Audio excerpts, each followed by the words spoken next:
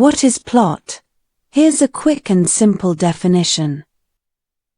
Plot is the sequence of interconnected events within the story of a play, novel, film, epic, or other narrative literary work. It goes beyond merely recounting what happened, revealing the cause and effect relationships between events. Here are some key details about plot. The plot of a story explains not just what happens, but how and why the major events take place. Plot is a crucial element of novels, plays, most works of nonfiction, and many poems. Since ancient times, writers have developed theories to categorize different types of plot structures. The best way to understand what a plot is might be to compare it to a story. While the two terms are closely related and often used interchangeably, they are actually different. A story is simply a series of events. It tells us what happened. A plot, on the other hand, explains how the events are connected and why the story unfolded in a particular way. In aspects of the novel, E.M. Forster uses the following examples to distinguish between story and plot. The king died, and then the queen died is a story. The king died, and then the queen died of grief is a plot. The time sequence is preserved, but the sense of causality overshadows it. Or again, the queen died, no one knew why, until it was discovered that it was through grief at the death of the king. This is a plot with a mystery in it. Therefore, when analyzing a plot, it is useful to identify events that alter the course of the story and consider how one event leads to the next. For as long as narratives with plots have existed, people have tried to analyze and describe their structure. We outline two of the most well-known efforts to articulate the general structure of a plot. One of the earliest and most influential figures to establish a framework for analyzing plots was the 19th century German writer Gustav Freytag. He argued that all plots can be divided into 5 stages: exposition, rising action, climax, falling action, and denouement. Originally, Freytag developed this theory to describe the plots of plays during a period when most plays were structured into 5 acts. However, his 5-layered pyramid can also be applied to analyze the plots of other types of stories, such as novels, short stories, films, and television shows. Exposition is the initial phase of the plot. During the exposition, the audience is introduced to essential background information, such as characters and their relationships, the setting, including time and place, and any other pertinent ideas, details, or historical context. In a 5-act play, the exposition usually takes place in the first act. The rising action commences with the inciting incident or complication, an event that introduces a problem or conflict for the characters, initiating a sequence of progressively significant events. Some critics regard the rising action as the most crucial part of the plot because without its events, the climax and resolution of the story would not occur. In a 5-act play, the rising action typically unfolds throughout the 2nd act and possibly part of the 3rd act. The climax of a plot is the pivotal turning point towards which the exposition and rising action have been building. It is the moment of highest tension or conflict in the story. Although the climax is sometimes referred to as the crisis, it does not necessarily imply a negative event. In a tragedy, the climax typically leads to an unhappy ending, whereas in a comedy, the climax usually indicates that the story will have a happy resolution. In a 5-act play, the climax typically occurs at the end of the 3rd act. While the rising action consists of the events leading up to the climax, the falling action encompasses the events that follow the climax, culminating in the resolution. which indicates that the story is nearing its conclusion. In a 5-act play, the falling action typically unfolds throughout the 4th act, concluding with the resolution. Denouement is a French term that translates to outcome. In literary theory, it refers to the part of the plot that resolves loose ends and reveals the final consequences of the story's events. During the denouement, the author addresses any remaining questions about the characters' fates and may also provide insights into their futures after the story's resolution. In a 5-act play, the denouement occurs in the 5th act. While Freytag's pyramid is quite useful, not every piece of literature neatly conforms to its structure. In fact, many modernist and postmodern writers deliberately subvert the traditional narrative and plot structure that Freytag's pyramid exemplifies. In his 2004 book The 7 Basic Plots, Why We Tell Stories, Christopher Booker outlines an overarching metaplot that he argues can be used to describe the plot structure of nearly every story. Similar to Freytag's pyramid, Booker's metaplot consists of 5 stages. The anticipation stage, where the hero prepares to embark on an adventure. The dream stage, where the hero overcomes a series of minor challenges and gains confidence and invincibility. The frustration stage, where the hero confronts the story's villain. The nightmare stage, where the hero faces the fear of being unable to overcome their enemy. The resolution, where the hero ultimately triumphs. Like Freytag's pyramid, Booker's metaplot is not a foolproof way to describe the structure of every plot, but rather an attempt to identify structural elements that many plots commonly share. Alongside analyzing the general structure of plots, many scholars and critics have endeavored to categorize the various types of plot that form the foundation of most narratives. Within the framework of Booker's metaplot, Booker contends that plot types can be further divided into the following 7 categories. Many of these definitions of plot types are borrowed by Booker from earlier writers, such as Aristotle. Here's a detailed examination of each of the 7 types. Comedy. In a comedy, characters encounter a series of escalating absurd challenges, conflicts, and misunderstandings. These culminate in a moment of revelation, where the earlier confusion of the plot is resolved, and the story concludes happily. In romantic comedies, initial conflicts often act as obstacles to a happy romantic relationship, but these conflicts are ultimately resolved, leading to an orderly conclusion, often with a wedding. Examples of comedies include A Midsummer Night's Dream, When Harry Met Sally, and Pride and Prejudice. Tragedy. The plot of a tragedy revolves around a tragic hero, a likable, well-respected, morally upright character who possesses a tragic flaw or makes a fatal mistake. When the tragic hero becomes aware of this mistake, it leads to the destruction of his once happy life. This reversal of fate drives the plot towards its tragic conclusion, often culminating in the hero's death. Booker's concept of tragic plot is rooted in Aristotle's theory of tragedy, which was influenced by patterns found in classical drama and epic poetry. Examples of tragedies include Antigone, Hamlet, and The Great Gatsby.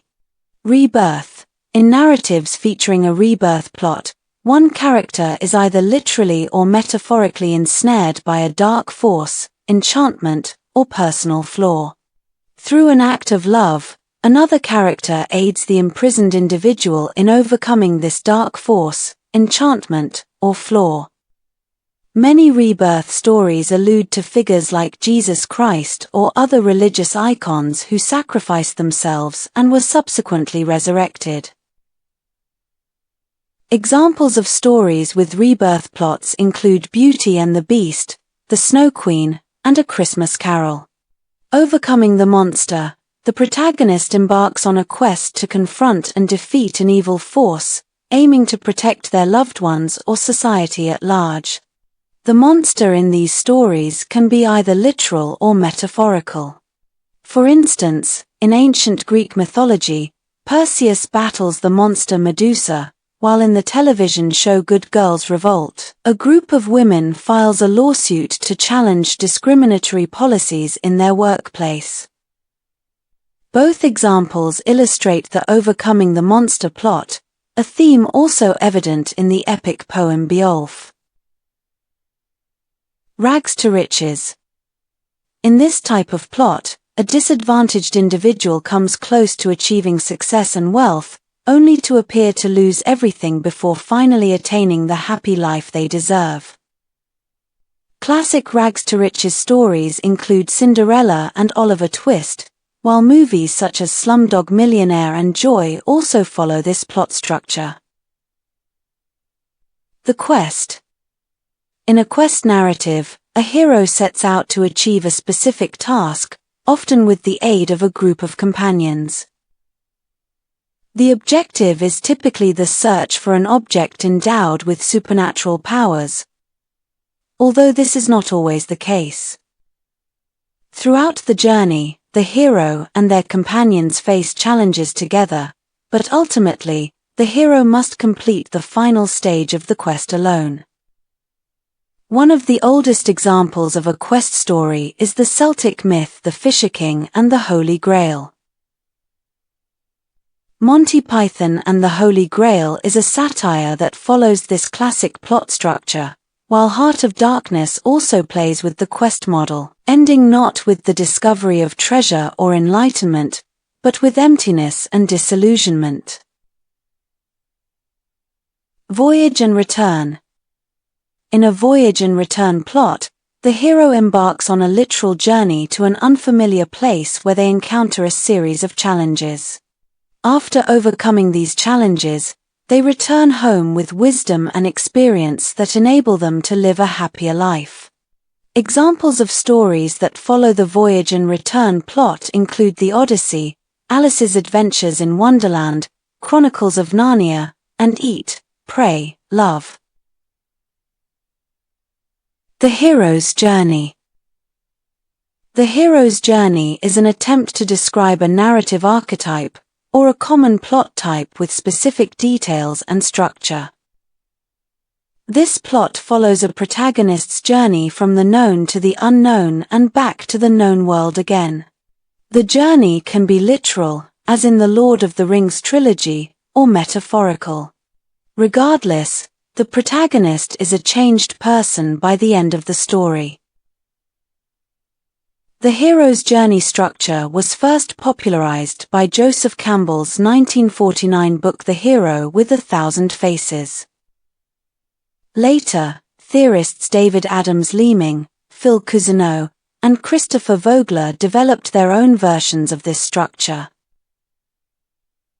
Each of these theorists divides the hero's journey into slightly different stages. We'll take a closer look at the 12 stages that Vogler outlines in his analysis of this plot type. The ordinary world. When the story begins, the hero is a seemingly ordinary person living an ordinary life. This section often includes expository details about the story's setting and the hero's background and personality. The call to adventure. Soon, the hero's ordinary life is interrupted when someone or something gives them an opportunity to go on a quest. Often, the hero is asked to find something or someone or to defeat a powerful enemy. The call to adventure sometimes involves a supernatural event. In Star Wars, A New Hope, the call to adventure occurs when Luke sees the message from Leia to Obi-Wan Kenobi. The refusal of the call. some heroes are initially reluctant to embark on their journey and attempt to continue living their ordinary life. This refusal is followed by another event that prompts the hero to accept the call to adventure. Luke's aunt and uncle being killed in Star Wars. Meeting the mentor. The hero meets a mentor, a wiser, more experienced person who gives them advice and guidance. The mentor trains and protects the hero until the hero is ready to embark on the next phase of the journey. Obi-Wan Kenobi is Luke's mentor in Star Wars. Crossing the threshold. The hero crosses the threshold when they leave the familiar, ordinary world behind. Some heroes are eager to enter a new and unfamiliar world, while others may be uncertain if they are making the right choice. In either case, once the hero crosses the threshold, there is no turning back. Luke about to enter Mos Eisley or Frodo leaving the Shire in Lord of the Rings.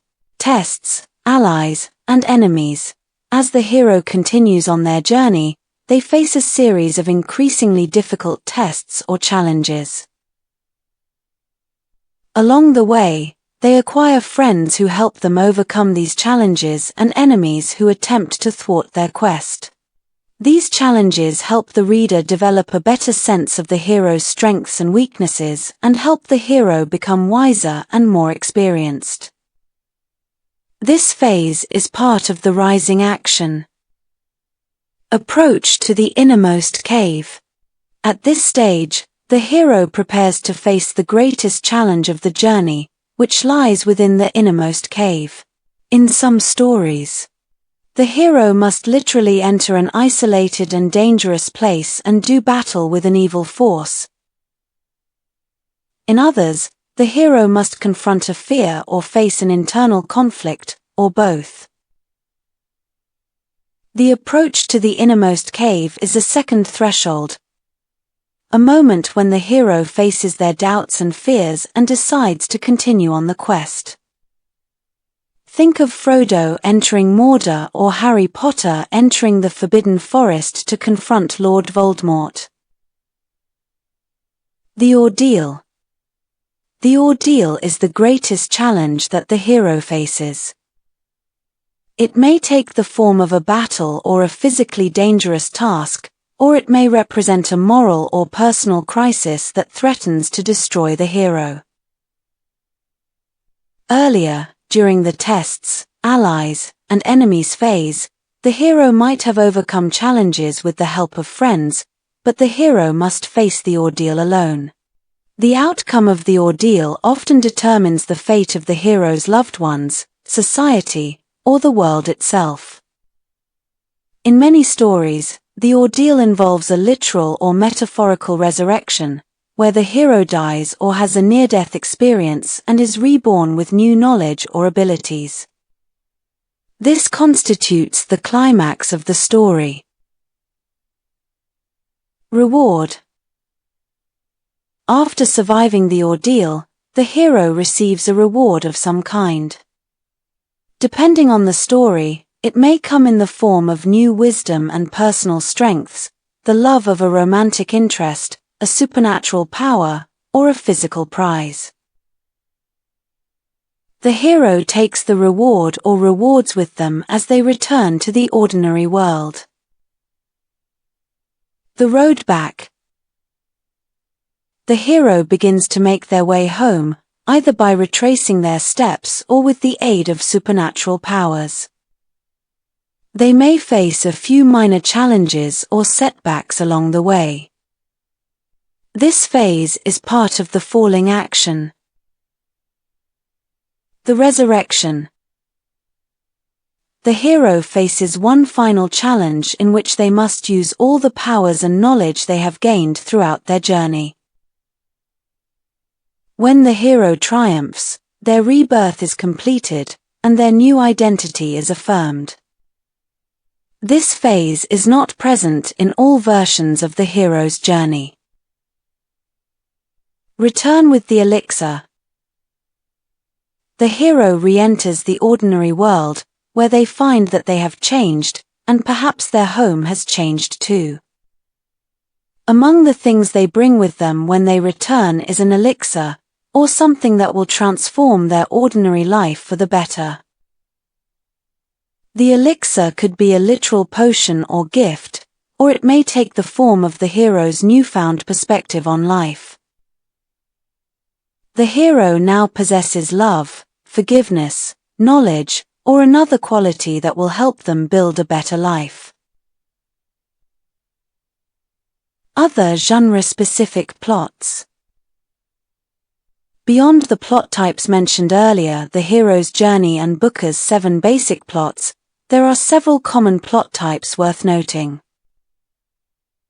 Stories that employ these plots typically belong to specific literary genres, making these plot structures characteristic of their respective genres. Mystery. A story centered around solving a perplexing crime, often a murder. The plot structure of a mystery can often be described using Freytag's pyramid, that is, it has exposition, rising action, climax, falling action, and denouement. But mysteries also follow other genre-specific conventions. These include the gradual discovery of clues leading to the revelation of the culprit's identity and motive. In typical stories, that is, non-mysteries, key characters and their motives are usually revealed before the central conflict arises, not after. Bildungsroman.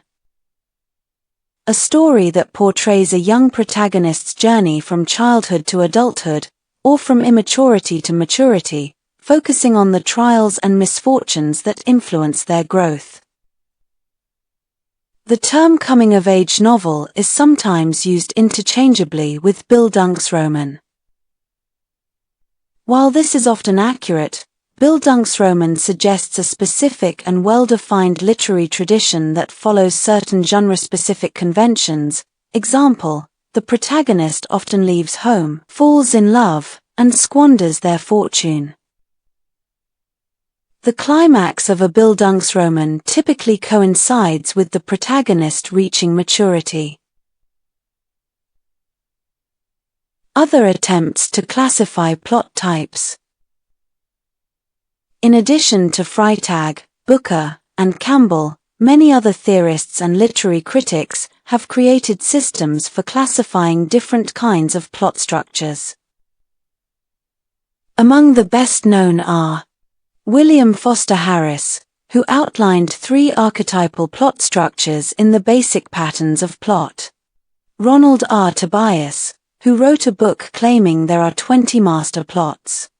Georges Poulty, who argued there are 36 dramatic situations. Sir Arthur Thomas Quiller Couch, who in the early 20th century outlined 7 types of plot. There are also more unconventional approaches to classifying different types of plots.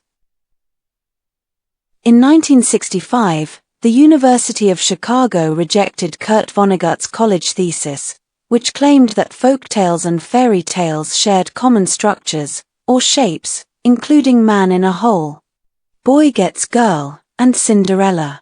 He went on to write Slaughterhouse-Five, a novel that subverts traditional narrative structures, and later developed a lecture based on his rejected thesis.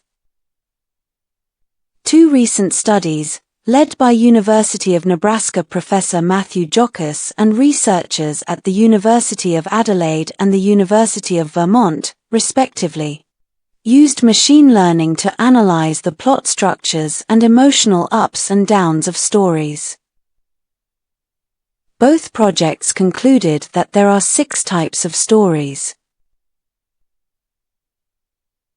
Criticism of efforts to categorize plot types. Some critics argue that while archetypal plot structures can be useful tools for both writers and readers, they shouldn't be overly relied upon when analyzing a work of literature. One such skeptic is New York Times book critic Michiko Kakutani, who, in a 2005 review, described Christopher Booker's 7 basic plots as sometimes absorbing and often blockheaded. Kakutani asserts that while Booker finds interesting ways to categorize stories by plot type, he is too fixated on finding stories that fit these plot types perfectly. Consequently, Booker tends to idealize overly simplistic stories, particularly Hollywood films, rather than analyzing more complex stories that may not conform to his 7 plot types. Kakutani argues that, as a result, Booker undervalues modern and contemporary writers who structure their plots in different and innovative ways. Kakutani's argument serves as a reminder that while some great works of literature may follow archetypal plot structures, they may also feature unconventional plot structures that defy categorization. Authors who use nonlinear structures or multiple narrators often intentionally create stories that do not perfectly fit any of the plot types discussed above. William Faulkner's The Sound and the Fury and Jennifer Egan's A Visit from the Goon Squad are examples of such works. Even William Shakespeare, who wrote many of his plays following traditional structures for tragedies and comedies, authored several problem plays that many scholars struggle to categorize strictly as tragedy or comedy. Examples include All's Well That Ends Well, Measure for Measure, Troilus and Cressida, The Winter's Tale, Timon of Athens, and The Merchant of Venice.